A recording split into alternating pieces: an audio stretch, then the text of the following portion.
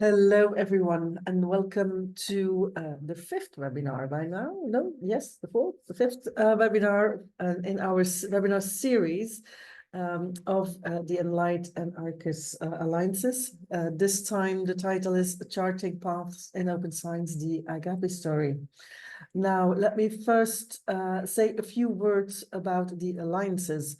As several of you know, there is an initiative in Europe that funds university initiatives, and this has the purpose for several universities to work together to collaborate in a more official network, and that is what this is about.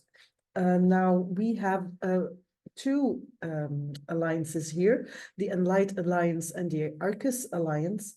We work together to bring you this webinar series on several subjects on open science, and it's for and with the ambassadors of our open science network and these alliances. What we want to talk to you about today is the AGAPE story, Charting Paths in Open Science.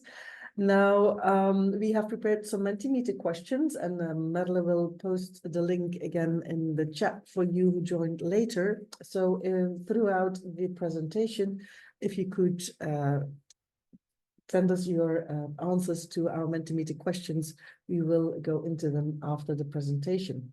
But first, we want to welcome Nina Trubanová from Ireland.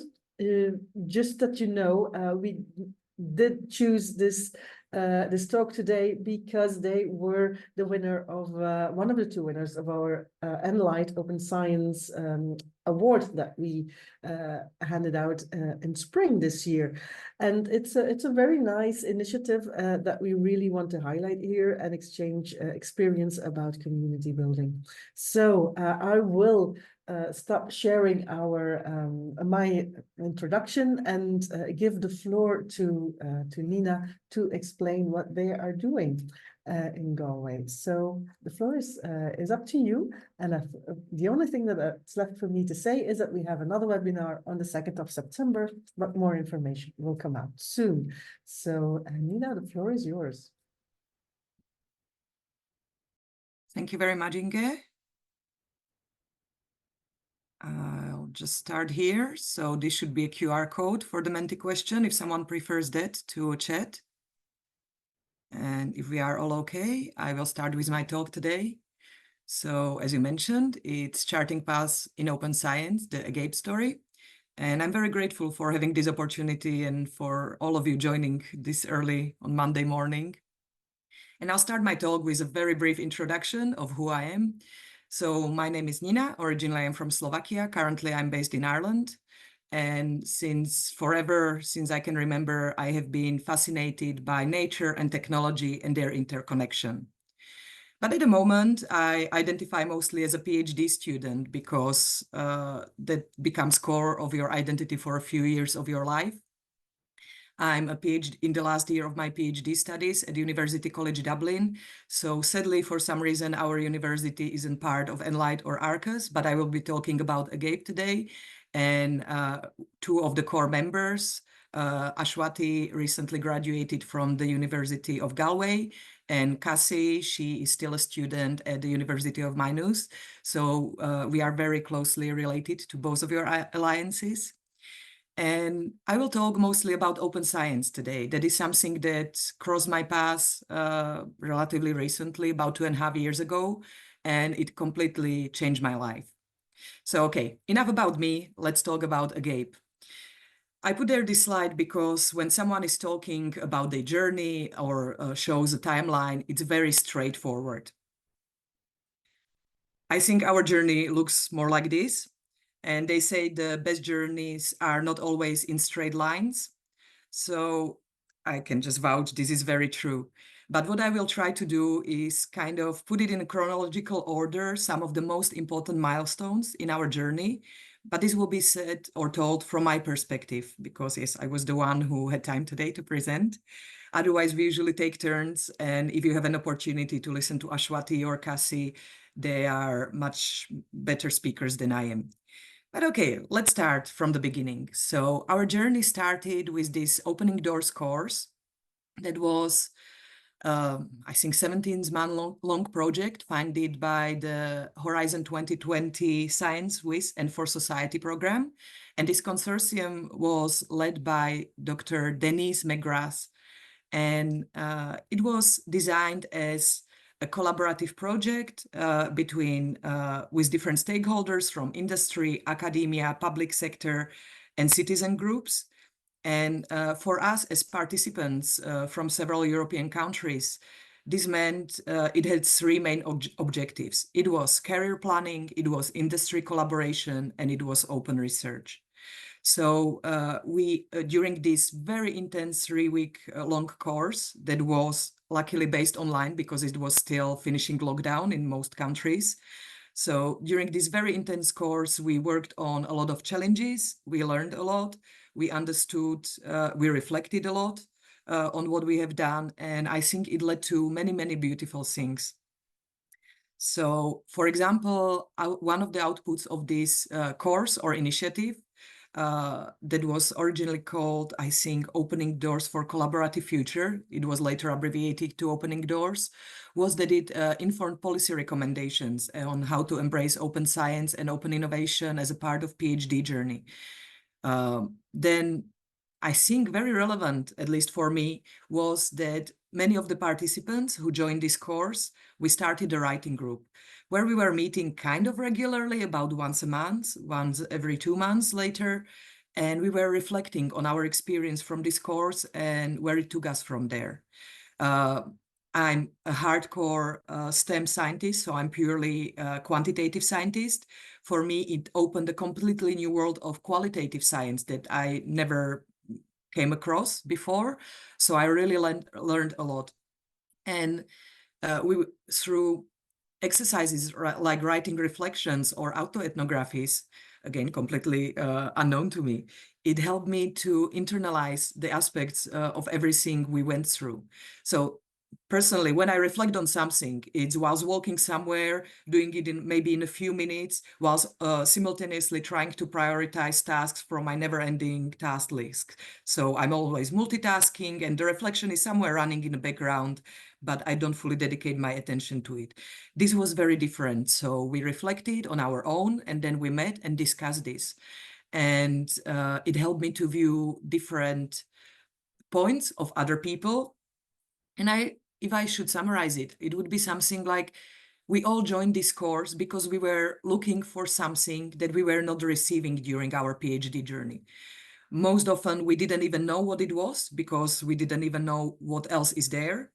And we found out that most of us found something else that we can focus on that fulfills us. And for me and a few other people, of course, it was AGAPE. So during this course, we were working on different tasks. For example, with industry partners, we were developing different plans. For example, I was working in a group that was developing a plan how to attract digital talents to Prague. We were working with Prague City Council, but there were a few others about publishing in academia and so on. And then we had a task to work on any of the open science related I don't know, activities. So for example, you could pre-register your study, you could write your data management plan, anything like that, just to try to, put your toe inside of water, as we say in my country. Anyhow, of these individual tasks, I suggested, why don't we try to internalize what we learned during this course about open science and maybe share it with others on the PhD level, because we felt this was very important and relevant to us. So we thought others should have an opportunity to access this information. And pretty much that's where the AGAPE was born. And AGAPE means, when you translate it literally, love that is open, such as open science we want to practice. And it originates from Greek word AGAPE, that means love that is unconditional. And we hope our love to science is really unconditional, and that was the main driver to do this. And this is a screenshot from our homepage that Ashwati, actually listening to this meeting, she designed. She's our tech guru. And I would like only to point this AGAPE logo, which is an ape in awe. And we thought it's a nice wordplay. So the first task we decided to do, that opening the doors, course, massive online onboarding course. And this course, you can see it's up and running. It's hosted on GitHub, so it's available to everyone. And what we tried to do, we were trying to create this by PhDs for PhDs. So we selected some of the topics that we felt were most relevant to us who started working on this project, and try to kind of digest them for others. And it is an introductory course. So rather than going in depth, it's trying to introduce different resources and options that are there in open science, whilst having a friendly way how to lead you through it. And I like to say life happens. So at the beginning, there were maybe 10 of us who decided to start to creating this course. So we were all working on different chapters, but then some of those people had to leave for different reasons. So again, this was a big international project. But what was very, what pleased me really a lot was that even more people joined. So even after we had original chapters drafted, there were more and more people interested to join. Opening Doors course was presented in one Innovations in Doctoral Education's conference, where alongside of Opening Doors was presented another project, Chameleon. And for example, we met there Kiran, who is a lovely, lovely person, and he was the best proofreader and editor that I've ever met. He was very assertive, and I think he really improved the flow of the text, because most of the creators are not native speakers. So sometimes also the language part of creating this was a bit challenging. Or we had Wei, who joined after all this was done, but she suggested she is really good creating infographics. So I'll show you later. In each chapter, we have an infographic, which summarizes in a very accessible way the content of a chapter. So, and of course, there were more members, like, let's say, Cassandra and Yao, who also decided to take care of our social media accounts that I'm incredibly grateful for, because until this day, I don't have any social media and I don't know how to do them. And of course, there was Ashwati, who became our tech guru, and she designed all the technical solutions for us. Without her, for example, this MOOC or the website wouldn't exist. And I will mention some of the challenges she had to face later. But this is practically people who created this course. It's also listed on the course website. And the structure of the course, when we do something, we like to have a pre-course survey and also evaluation survey. So in the pre-course surveys, we try to establish the level of knowledge of everyone who is participating or interested in this course, and also what are their expectations. And at the end, with the evaluation survey, we would like to hear what they liked, what they didn't like, and what we could improve in future. This is our general approach to most of our activities. But of course, coming to it from a technical point, we also have an opportunity to report bugs. So I already found a link that is not working that we need to fix in the upcoming weeks.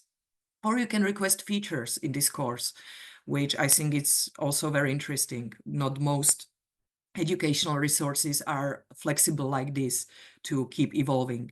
Our plan also is to upgrade the course, maybe every 2 years. So it was released for the first time after beta testing in March 2023. So it's over 1 year ago when we released it fully, but we will keep working, updating, maybe adding some resources to it as we go forward. And the course is structured into 9 chapters that cover different topics. Again, as I mentioned, we felt those are relevant to us as PhD students, so they don't cover the whole open scholarship realm that is so broad and it can be often intimidating. We wanted to introduce parts that you can really utilize as a PhD student, or depending on your focus, but I'll show you some examples later.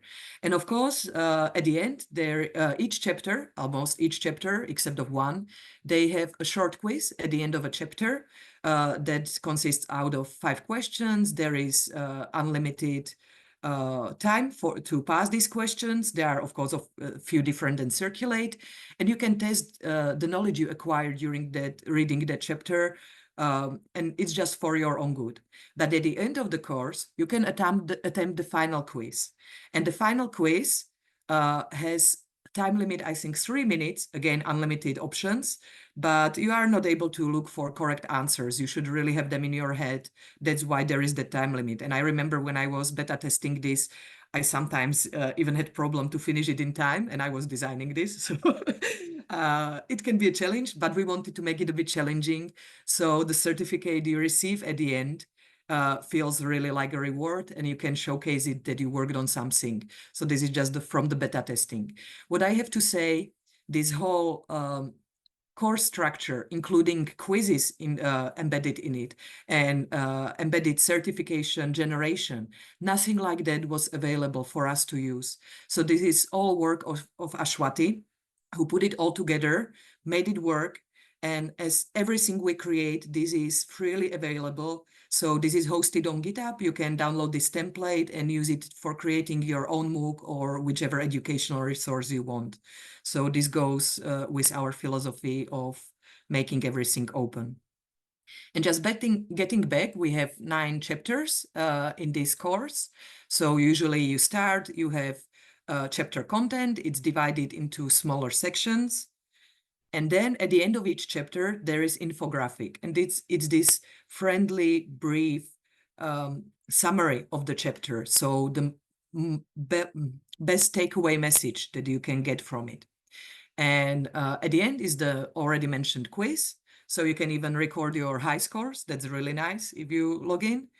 And after each chapter, there is a recommendation of activities. It's entirely up to you if you want to do these activities or not, but then they can help you to progress further or explore more areas that were not discussed in detail. So for example, this is one from a chapter on scientific communication and dissemination that Cassie wrote. And it gives you tasks like create a lay summary of your research, describe your research in 30 words or less, and share it with others on our social media.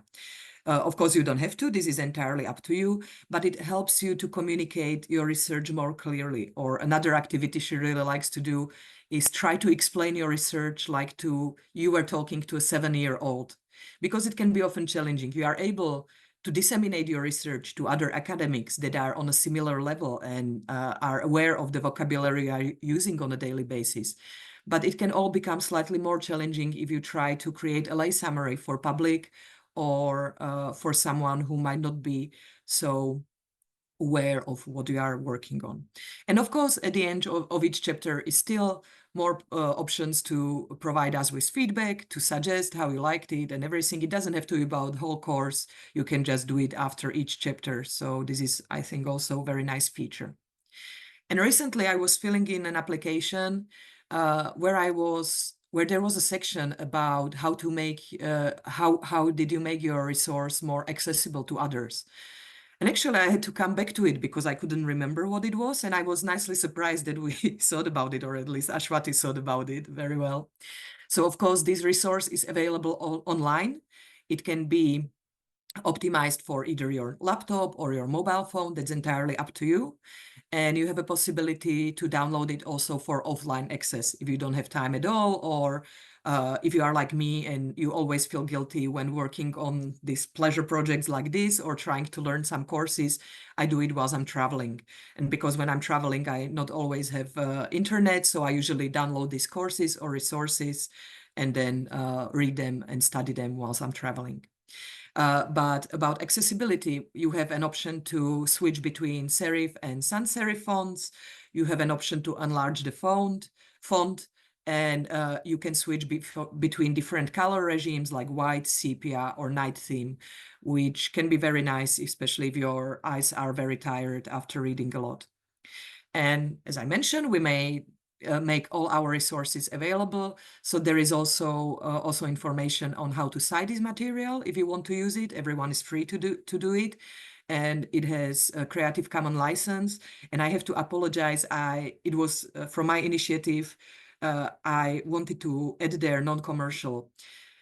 I know this is not maybe a nice practice, but if you spend like me a few years in the industry and you see your work often used by others and receiving credit for it, this is what led me to it. So our other work is not doesn't have this non-commercial edition, but this specific course has, because I really don't want someone to monetize the content of it. We really think everyone should have a free access to it.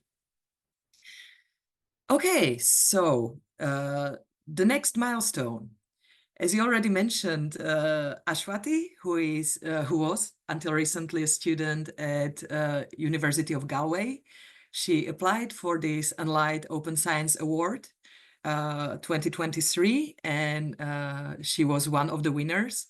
And it was absolutely amazing because, as I mentioned, we originally created this course as a resource for PhD students by PhD, or you can call it early career researchers. But later we found out that it became an important resource for students on all levels, also masters or undergraduates, but also for technical and teaching staff who don't have much time to study and to expand their knowledge on open science. They might be slightly aware that something like that is there and they need to include it in their grant applications, but not fully aware of what it is. So we had a really good feedback from them. And personally, for me, this was a really amazing recognition that we received, because it felt like what we are doing might be relevant for someone. And it fueled us to continue in our work and to continue with our efforts, because we felt, yes, there are people who might find this relevant.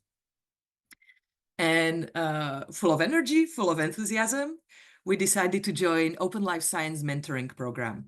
So I already mentioned those names a few times. So together with Ashwati, who was a student at the University of Galway, and together with Cassie, who is still a student at the University of Maynooth, we applied to this mentoring program. So during the Opening Doors course, one of the speakers, especially on the topics of open science and open research, was a scientist named Emma Karun. And she just mentioned in her talk this Open Life Science program. And I started looking at it, and a few months after we finished our Opening Doors course, there was a call for applications. Recently, it was rebranded. I think it's called Open Seat, so I put their logo there. But it's 16-week long mentoring program where you write your application with a specific project in mind, and you are assigned a mentor, but you become part of an amazing community where you try to share, and others are sharing with you. You connect with others, and you are empowered to become Open Science Ambassador in your community. It is quite a busy structure. So what is shown here are bi-weekly meetings. So every 2 weeks, you have a cohort call. Every 2 weeks, you meet with your mentor. Plus, during the time, you work on a lot of individual tasks. I'll get to them in a minute. So it's pretty time demanding. And to be honest, we were very, very happy that there were 3 of us and we could divide the work because it's so much easier when you can work on things that you are familiar with. So for example, when they were giving us session about technical upskilling, it was always Ashwati dealing with GitHub and creating everything for us. And me and Cassie, when we had some time off, we could learn it step by step. So that was very helpful. There was no pressure, of course, but we wanted to take the opportunity of utilizing all these resources and this community knowledge that was provided. And originally, we entered the program with our goal in mind to create this open online course that was before being finished. So it was just starting with editing. We were just starting with editing, but the platform was not fully functional. We needed some other rounds of proofreading, beta testing, everything. So we wanted to finish this educational material during this mentoring program. But also we thought it would be a great opportunity to talk to others who created some open science practicing communities and maybe pick their brains to find out what worked for them, what didn't work for them, to take a shortcut maybe, so we don't have to try things that don't work for everyone, because there might be some message in it. But of course, we understood it can be different for everyone. But to be completely honest, we came to this program with about 5 different goals and tasks in mind. And what was very helpful was they told us just slow down, focus on a few things rather properly, and you can do the rest in future. And that was very useful. And as talking to these experts about establishing communities, we selected 3. And I already mentioned Dr. Emma Karun. You can see her current position. So she's senior researcher for research community building in the tools in the Alan Turing Institute. And in the same institutions is Annelies Steele, who is actually community manager for the Turing Way. I'll talk about them in a minute. And then there was this amazing also scientist, Joyce Cow, who now has a different position, but she's a co-founder of Digital Research Academy, but especially Open Innovation in Life Science Association. That was a very strong community in Switzerland, and we wanted to get inspired by them. So we came to all these interviews with a few questions in mind to start it, but then we let the talk to evolve in the way that it was heading, depending on each person. And we were so surprised. We got so many useful information from each of these experts that we didn't expect, and they were on very different aspects. And thanks to them, we understood that the community evolves. So when you start with doing something, it's great for the time, but in a year or 2, there might not be people interested in it so much, and there might be need for something completely else. And with this, it helped us again a lot, because we wanted to start just with this educational resource, this MOOC, and maybe to create a practicing community. But I'll talk about it in a minute. It maybe took slightly different direction, and that's perfectly fine. And I mentioned during this program, we were working on different assignments. This was mightily useful to us because we had to clarify our thoughts, our vision. You can see our vision statement here. We started with some self-assessment, so we could know what are the aspects each of us wanted to work on during this program. We wrote a code of conduct and contributor guidelines for our community. We wrote our mission statement.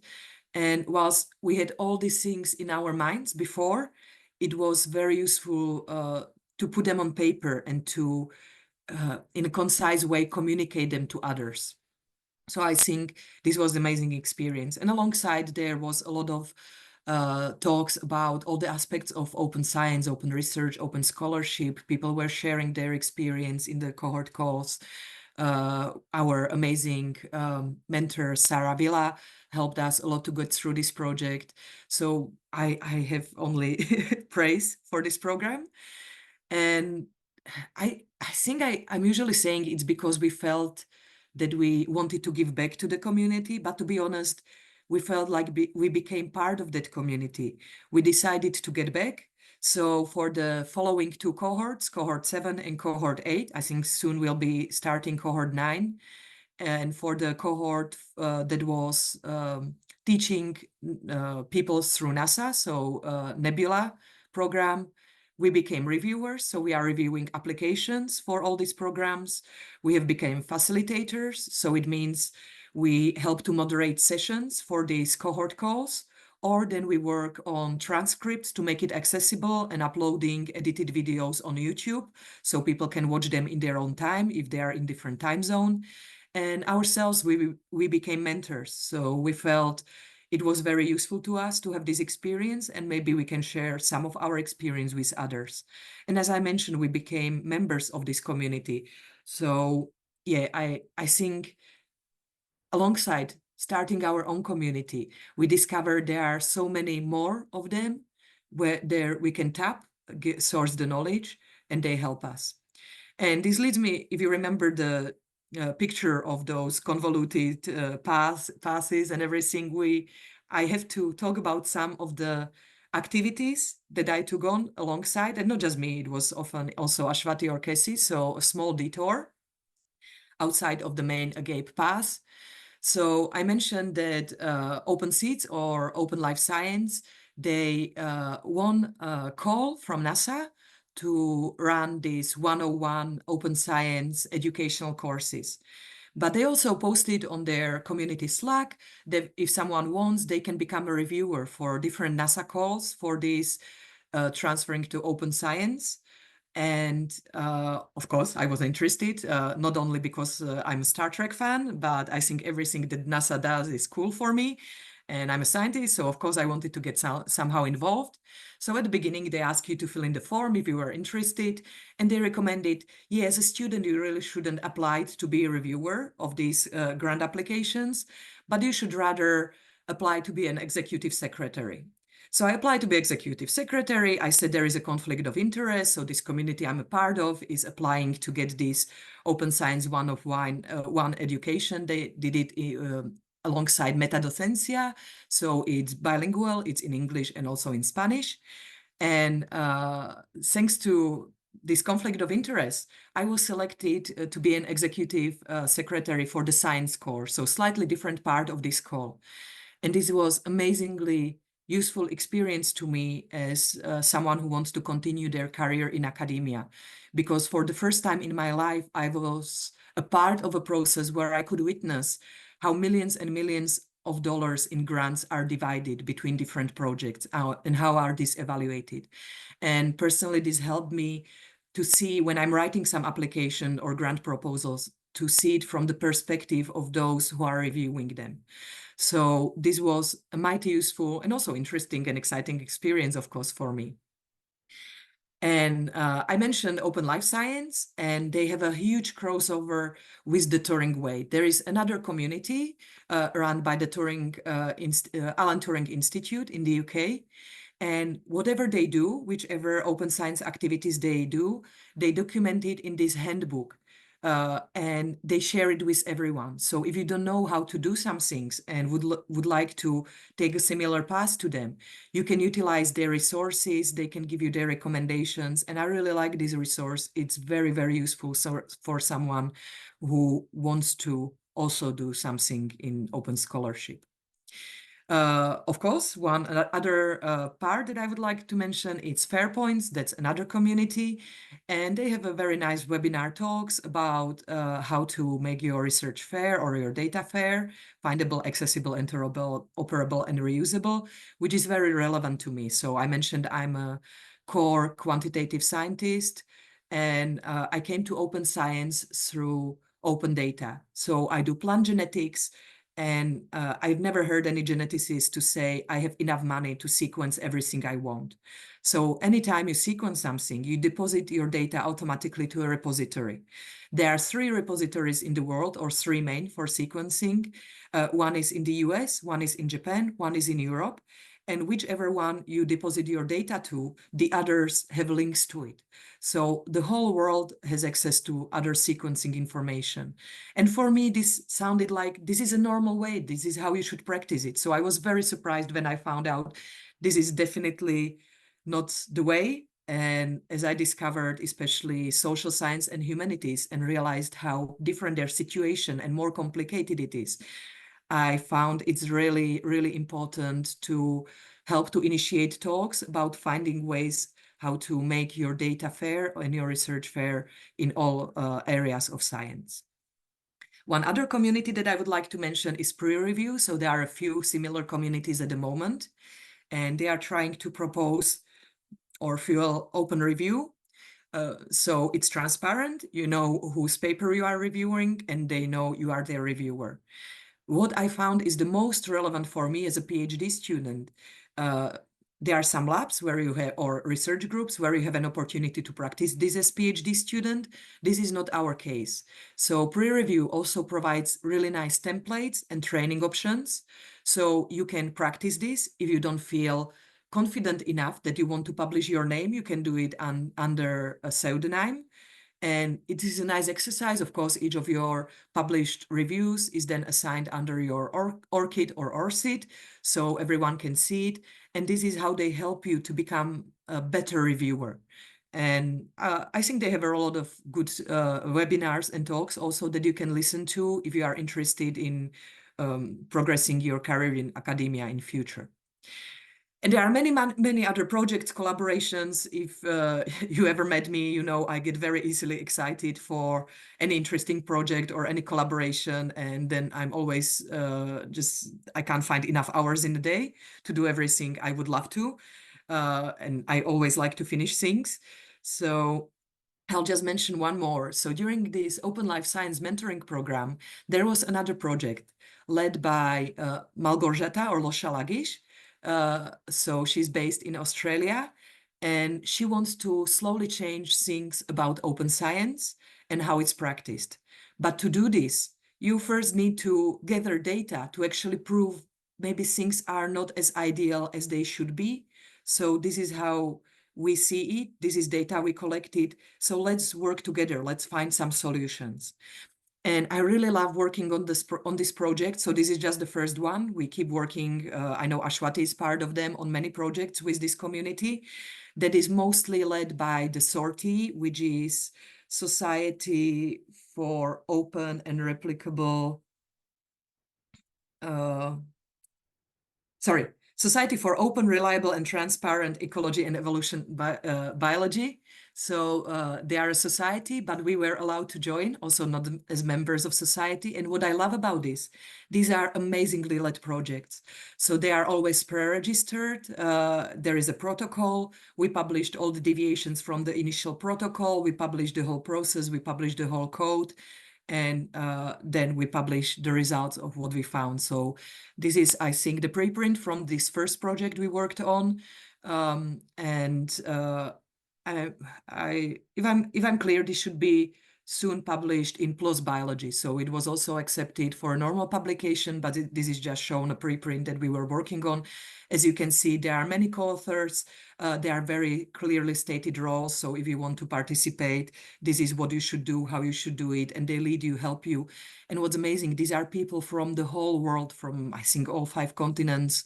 And this is done online. You can work on the projects in your own time. It's a meta study, so you can gather data and analyze them when you have time for it. So I really hope there will be more projects like this in future, because I really, really enjoy them. It's amazing community of people working on them. And I'm coming to the end of this journey. I won't be talking much longer, but another fantastic milestone for us was a Northfest Festival at the beginning of November 2023, so at the end of last year. That was an opportunity for us as AGAPE. So I'm back on AGAPE journey. So it was an opportunity for us to present ourselves. So NORF is National Open Research Forum that was created in Ireland, and it's to support practicing open science and open research in Ireland. So the government and higher education authority, they recognize there is a need for it.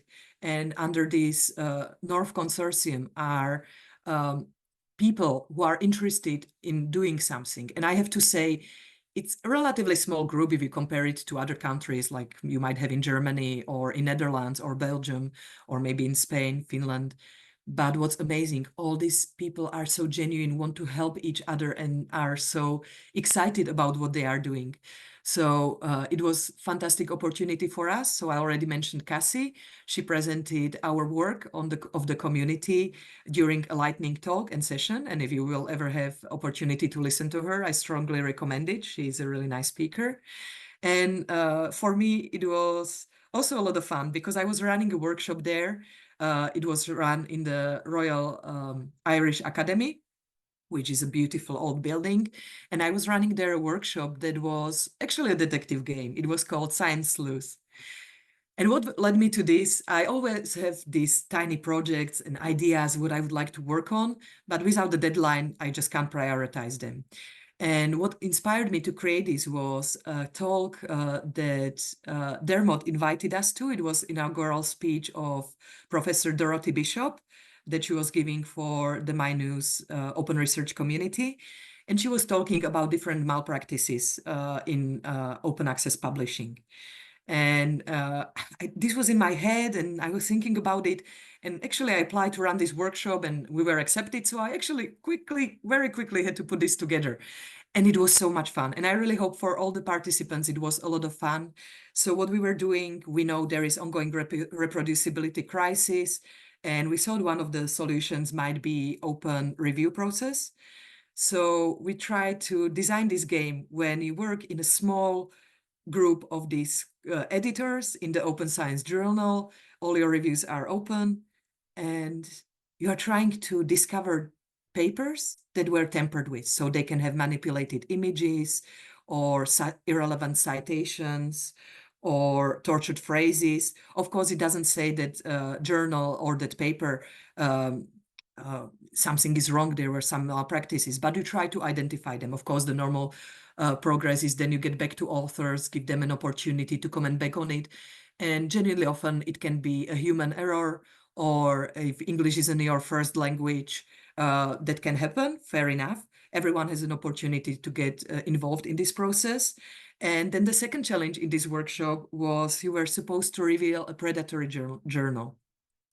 So again, for me, it was a lot of fun. I hope for others too. And that's how we, I would say, got on the map of open science research in Ireland.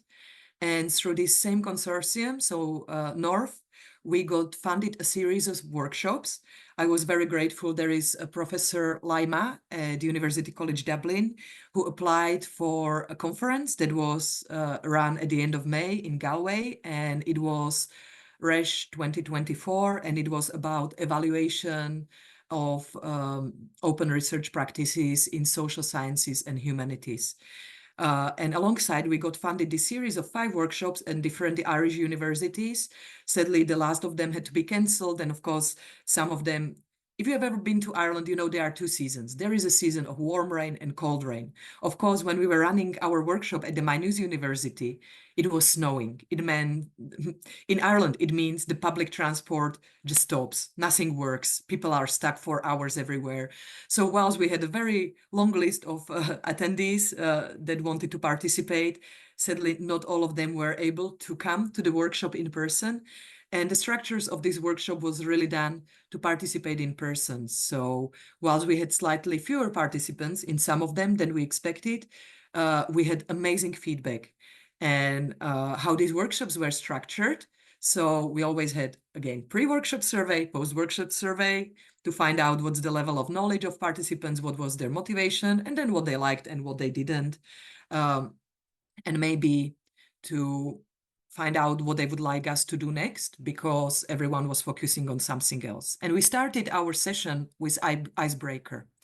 As I mentioned, the Alan Turing Institute and then Turing Community, they have these amazing illustrations in their handbook by Scriberia. And they are, of course, free to use these illustrations. So they are adapted. I just changed some colors.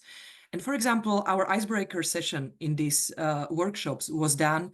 I had, I think, 5 of these different hypothetical scenarios. There are shown 4 of them, but they were selected. So each of the researchers, independent or on your area of research, could find something to relate to, some problem they experienced in the past. And I could then discuss it during the workshop and maybe show them how open science possibly found a solution to their issues, or how it might help them to navigate through it. So this was our icebreaker session. And then I had the main presentation when I was introducing open science, open research, open scholarship to those students, to those participants. And these workshops were funded because now National Open Research Forum is working on implementing open science aspects into the curriculum. But until this happens, there is a gap of several years when students, especially on the master's and PhD level now, won't be touched by this. This won't be mandatory. So it is possible it will miss them completely if their PIs, if their supervisors have no idea about what open scholarship practices are, they might never come across. So we realized instead of creating a resource that is just online and they can access, we should actively come there and talk to them about open science existing and how it can help them. And because when I'm talking about these activities or possibilities, I can go on for days and days. and I needed to make this workshop digestible, I focused on open data and open access in these workshops because they are relevant for all the PhD researchers and early career researchers. But for example, I always, during the icebreaker, found out what those students are studying. And if I had most people in the session who were studying computer science, of course, I adapted my talk. And besides the Creative Commons licenses, I was talking about licenses for software. So I always try to tailor it for their needs as much as I could. And then we had a lovely coffee break, and we had through a Mentimeter, we collected a word cloud to feel the feedback from them, what resonated the most with them from my talk. Then there were following 2 short presentations. So the one that we felt, or at least I personally felt was very interesting, was about resources and help their local university library can provide to them. And that was about 10-15-minute long talk from either the local librarian or someone in charge of open research initiatives at the given university. And for me, this was almost shocking when I saw what different levels of help or resources are available to students at different universities. So at some of them, they can really lead by example, and others can really get inspired. In others, students are practically forced to search for this information or even request to submit their work to archives, so for green access, green open access, whilst others automatically either upload them there or request it from those students.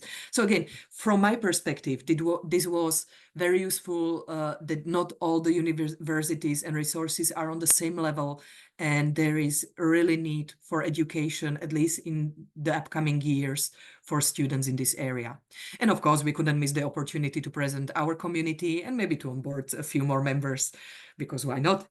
And the activity that was the main activity of this workshop that I really enjoyed was this Lego game. That you can see a citation. So this is not something we developed. When I was designing these workshops, I thought, oh, it would be really nice to run escape room game. But we were like, okay, if we have, for example, 30 participants in a workshop, we still have only one room that was always given to us for the workshop by the local library for the local students and employees and librarians. So we didn't have to actually pay for it. I was, okay, so you can do escape room game with 30 people in one group. That doesn't make sense. And if you try to make parallel groups, it's also not good in one small room. So I, by coincidence, came across this amazing resource that I really had so much fun with. Innovation Academy from my university, lended us a lot of Lego sets that we could use for this workshop. So what I did a lot of small bags of Lego bricks, and they were different versions of it. And participants of the workshop divided into different teams. And there was a time limit, of course, because we are trying to simulate the real research environment. And each group was told to build a functional vehicle. So usually at least 2 wheels you want there. I think there were 4 to 6 wheels in each pack. You build your vehicle in a time limit, and then you should document it. I took some pictures, and then you disassembled your vehicle. And then you swapped places with another group that was supposed, based on your documentation, build the same vehicle like you did without seeing it before.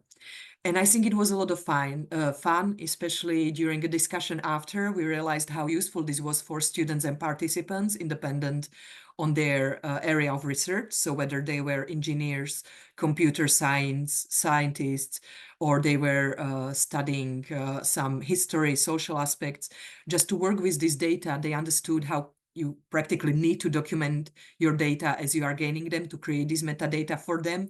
And even then, it's not enough to do it superficially. So here you have one of these examples. So in the left, you can see the original vehicle, the prototype, and on the right, one built according to documentation. And it's pretty much, it has the same set of wheels. Maybe the front wheels are 180 degrees attached to an axle, that's fine. But if you notice the chassis, it's upside down.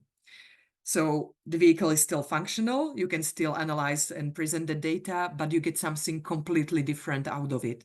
So this was a really nice, fun workshops we had, and we would like to continue with many, many more of them, because we have no idea where our journey takes us. And they say it's not the finishing point, but the act of traveling, which is important.